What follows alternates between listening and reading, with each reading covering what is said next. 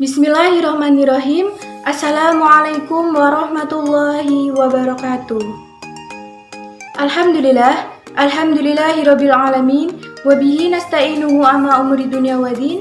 Assalatu wassalamu ala asrofil anbiya'il wal mursalin wa ala alihi wa ashabihi ajmain amma ba'du. Pertama-tama, marilah kita panjatkan puja dan puji syukur kita kehadirat Allah Subhanahu wa Ta'ala, karena berkat limpahan rahmat, taufik serta hidayahnya, kita dapat mengikuti pembelajaran pada kesempatan hari yang mulia ini. Salawat serta salam tidak lupa kita lantunkan kepada junjungan kita, Nabi Agung, Nabi Besar, Nabi Muhammad SAW, yang kita nanti-nantikan syafaatnya di yaumul akhir kelak. Baiklah teman-teman, di sini kami dari kelompok 4 ingin mempresentasikan hasil diskusi dari kelompok kami mengenai materi penjajahan di Indonesia. Sebelum masuk ke materi, perkenankan saya untuk memperkenalkan anggota dari kelompok kami. Yang pertama yaitu Meinda Nurhaliza dengan NIM 193141036. Kemudian Izatul Laili dengan NIM 193141052, kemudian Muhammad Hanif Pratama dengan NIM 193141053, kemudian Khaleda Zian dengan NIM 193141065, dan yang terakhir saya sendiri, Indah Putri Rahmawati dengan NIM 193141066. Baiklah teman-teman, untuk mempersingkat waktu, marilah kita langsung menyimak materi yang kita sampaikan. Semoga teman-teman dapat memahaminya ya. Penjajahan di Indonesia. Negara-negara yang tercatat sejarah pernah menjajah Indonesia yaitu terdapat 6 negara. Negara yang pertama kali berhasil menjajah Indonesia yaitu negara Portugis. Portugis melakukan penjajahan di Indonesia pada tahun 1509 sampai 1595. Portugis merupakan negara pertama yang menjajah Indonesia. Alfonso de Albuquerque merupakan penjajah Portugis yang pertama menjejakkan kakinya di tanah air kita tercinta ini. Dan penjajahan yang dilakukan Portugis ini sekaligus membuka pengetahuan bagi bangsa-bangsa barat khususnya Eropa mengenai negara yang kaya rempah ini. Negara yang kaya rempah ini dengan kata lain yaitu negara Indonesia. Di mata negara luar, khususnya negara Eropa, Indonesia terkenal sebagai negara yang mempunyai banyak varian rempah atau negara yang kaya akan rempah. Kedatangan Portugis adalah yang pertama kali yaitu ke Maluku, yang dilatar belakangi pencarian rempah-rempah tersebut. Kedatangannya pun disambut hangat oleh rakyat maupun raja dari Maluku pada saat itu. Hingga pada akhirnya Portugis dengan lancang menerapkan politik monopoli yang tidak sehat. Pada akhirnya penjajahan yang dilakukan oleh Portugis meluas ke berbagai penjuru Nusantara. Salah satunya Pulau Jawa. Ketika tahun 1602 datang pasukan Belanda dan mengalahkan pasukan Portugis, hingga pada akhirnya kolonialisasi yang dilakukan Portugis tersebut berakhir. Sehingga ketika kolonialisasi yang dilakukan Portugis itu berakhir, kepemimpinan di Indonesia diambil alih oleh Belanda. Kemudian berikut dampak-dampak yang diakibatkan oleh penjajahan Portugis terhadap negara kita Indonesia. Dampak positif yang terjadi akibat penjajahan Portugis di Indonesia yaitu banyaknya dibangun pelabuhan-pelabuhan sehingga Indonesia menjadi pusat perdagangan di Asia Tenggara, terutama di daerah Malaka. Dampak positif yang kedua yaitu setelah kedatangan bangsa Portugis di Indonesia, banyak terdiri pusat-pusat industri yang dapat mengurangi angka pengangguran di Indonesia.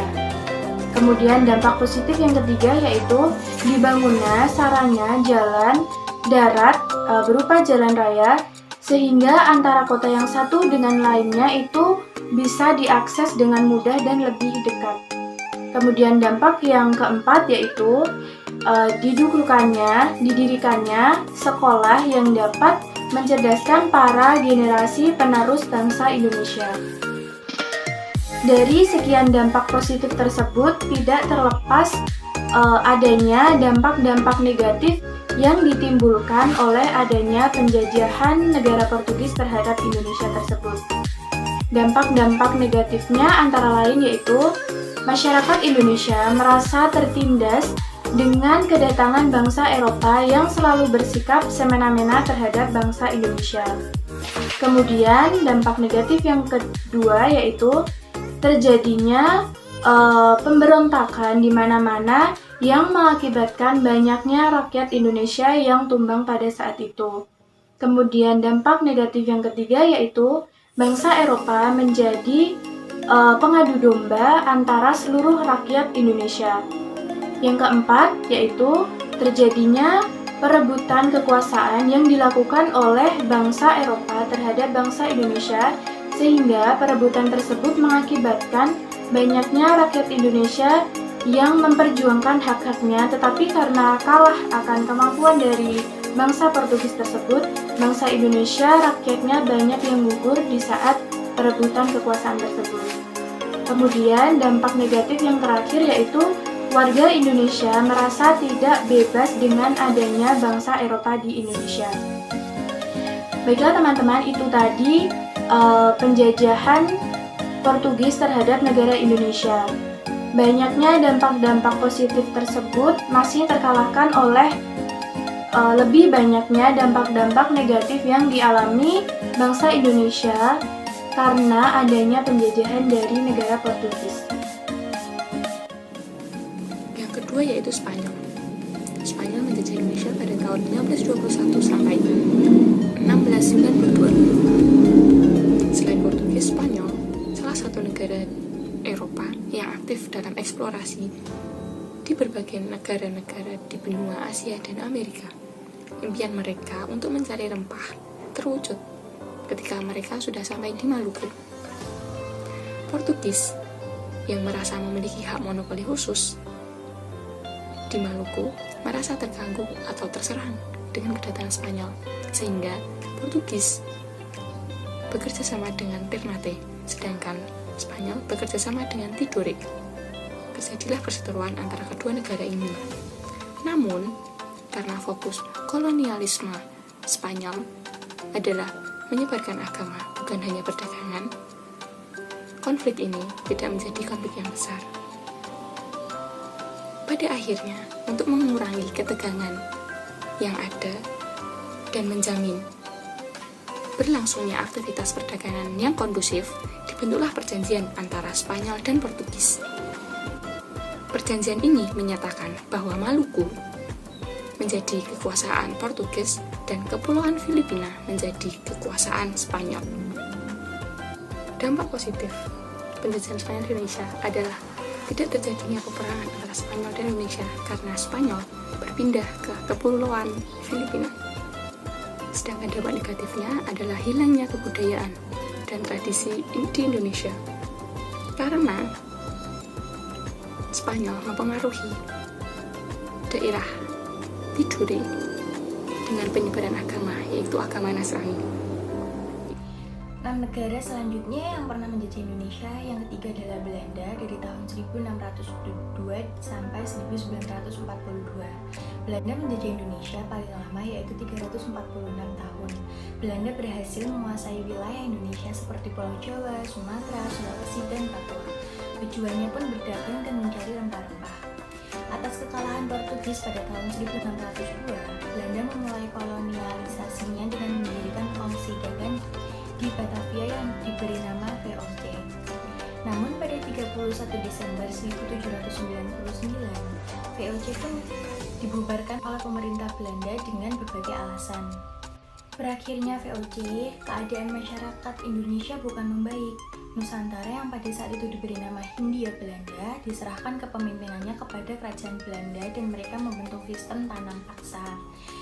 Pada Mei 1940, awal terjadinya Perang Dunia Kedua, Belanda mengalami kekalahan karena negaranya dikuasai oleh Nazi Jerman. Dan pada Maret 1942, Belanda pun kalah di Nusantara oleh Jepang. Ini menandakan penjajahan Belanda berakhir dan berlanjut di tangan Jepang. Selanjutnya ada dampak penjajahan Belanda. Dampak negatif yang pertama yaitu kehidupan bangsa menjadi sangat miskin, terbelakang, dan memprihatinkan. Yang kedua ada banyaknya peperangan atas berbagai kerajaan di Indonesia. Yang ketiga ada terpecah-pecahnya masyarakat Indonesia.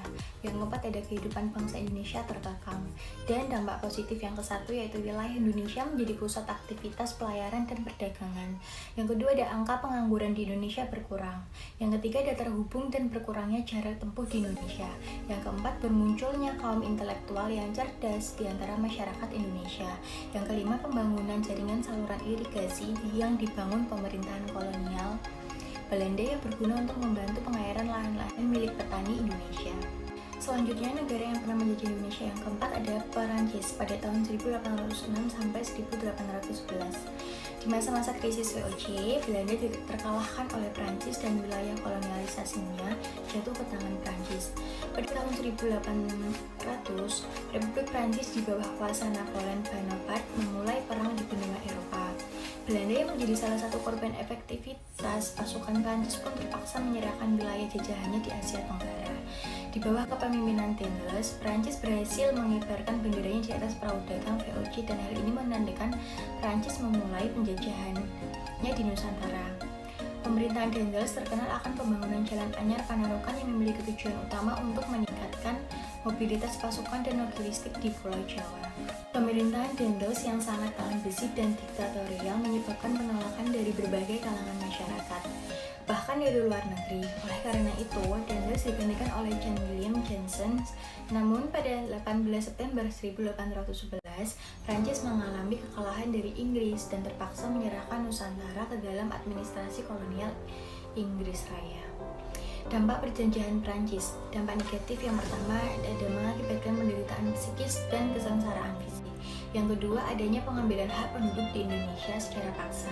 Yang ketiga, ada hilangnya harta benda dan jiwa akibat adanya paksaan untuk bekerja dan menyerahkan harta penduduk.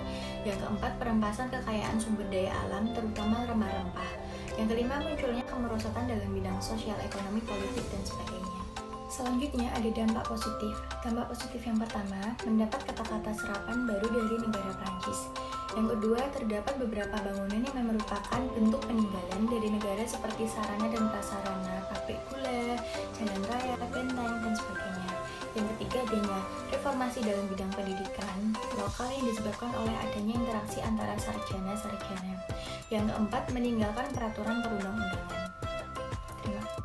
Penjajahan Inggris di Indonesia.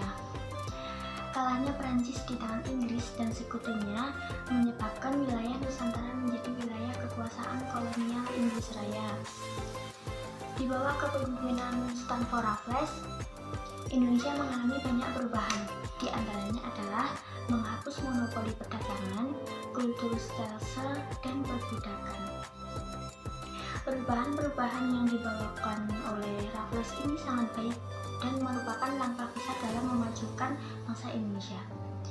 Tetapi bangsa Indonesia yang masih belum cukup terliterasi tidak mampu memanfaatkan terobosan-terobosan ini dengan sebaik mungkin. Selama keberjalanan pemerintahan Raffles, Inggris terlibat lagi konflik dengan Belanda mengenai kolonialisme dan perdagangan. Resolusi dari konflik ini memandatkan bahwa Inggris harus menyerahkan kembali wilayah kekuasaannya di Nusantara kepada pemerintahan kolonial Belanda. Dalam penjajahan ini terdapat dampak positif dan juga dampak negatif. Di antara dampak positifnya yaitu ilmu pengetahuan semakin berkembang, lalu pembangunan berbagai macam infrastruktur seperti jalan raya, rumah sakit, dan gedung-gedung juga semakin berkembang. Selain itu, ditemukannya Rafflesia Arnoldi oleh Thomas Stamford Raffles menyebabkan didirikannya Kebun Raya Bogor. Selain Kebun Raya Bogor, Raffles juga mendirikan pusat penelitian dan ilmu pengetahuan. Segala bentuk monopoli, pelayaran hongi, dan pemaksaan di Maluku dihapuskan. Inggris juga melarang adanya perbudakan seperti pada masa Belanda. Kerja paksa dihapus, meskipun di daerah Priangan dan Jawa Tengah masih berlaku.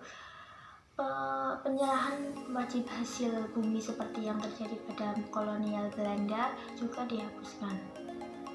Inggris juga menghapuskan sistem fine bank, mengadakan sundukan jajar, dan menghapuskan papan penyiksaan di pengadilan dan menggantikannya dengan sistem juri seperti yang berlaku di pengadilan Inggris.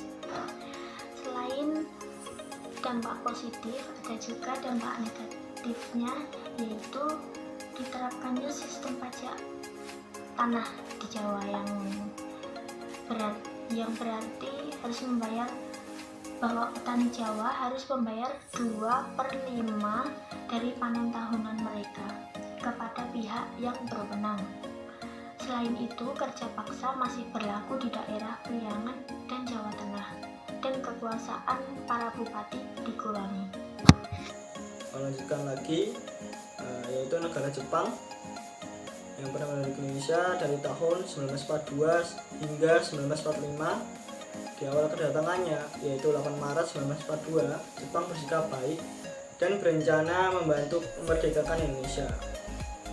Jepang bersikap baik kepada masyarakat Indonesia dan memposisikan dirinya sebagai saudara jauh yang siap membantu mengusir bangsa Eropa yang berusaha melakukan kolonialisme di Asia Timur.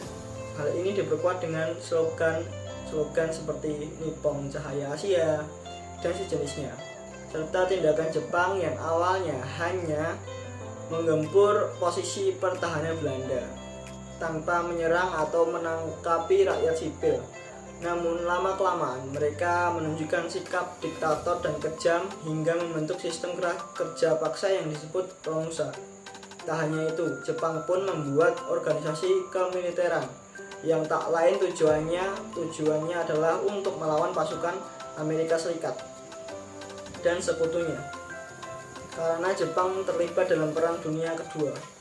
Namun pada akhirnya Jepang pun mengalami kekalahan yang telak. Timbal balik tersebut atau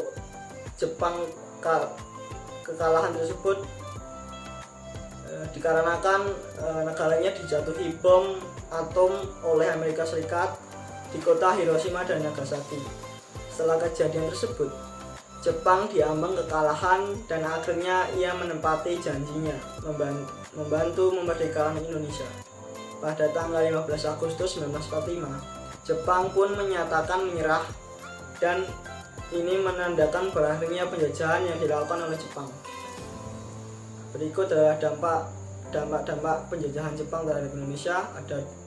Dapat dibagi menjadi dua, dampak positif dan dampak negatif. Dampak positif, yang pertama, diperbolehkannya menggunakan bahasa Indonesia sebagai alat komunikasi.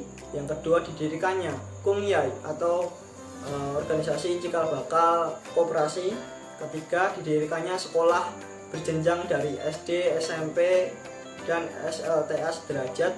Keempat, diperkenalkannya sistem pertanian yang efisien atau disebut line system. Dan kelima, dibentuknya BPUPKI dan PPKI. Keenam, pelatihan militer terhadap pemuda Indonesia. Dan dampak negatifnya, yang pertama diterapkan Romusa, kedua putusnya hubungan antar daerah di Indonesia, dan yang ketiga terjadi kekacauan, terjadi perampokan, pemerkosaan, dan lain-lain. Keempat, pembatasan pers. Kelima, guru dipekerjakan sebagai pejabat sehingga terjadi penurunan kualitas pendidikan. Baiklah teman-teman, kiranya mungkin hanya itu materi materi yang dapat kami sampaikan. Semoga materi yang kami sampaikan tadi dapat menambah sedikit pengetahuan atau wawasan kita mengenai berbagai negara yang tercatat sejarah pernah menjajah tanah air kita tercinta Indonesia ini. Cukup sekian presentasi dari kelompok kami.